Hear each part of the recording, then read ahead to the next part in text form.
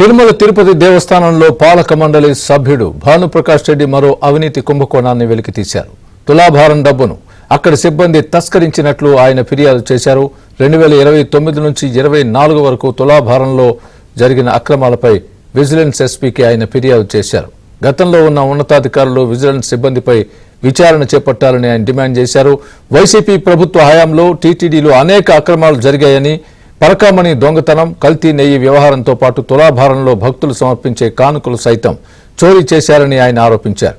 భక్తులు సమర్పించిన కానుకల్ని సగం లెక్క చూపి సగం దొంగతనంగా తీసుకువెళ్లారని భానుప్రకాష్ ఆరోపించారు.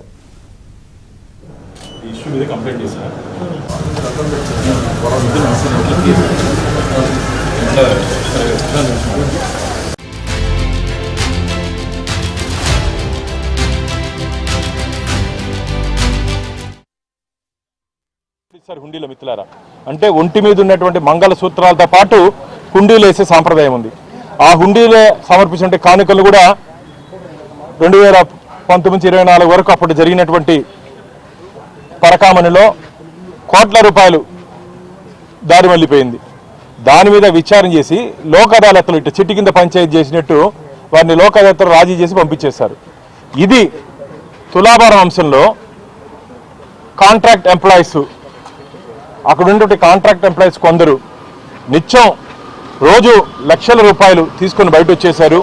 వారి మీద మేము గతంలో అప్పుడు పనిచేసినటువంటి ఈఓకి మేము ఫిర్యాదు చేశామని చెప్పి కొందరు నా దృష్టికి తీసుకొని వచ్చారు. ఇదే కాకుండా నిలువు దోపిడీ కూడా ఇస్తారు.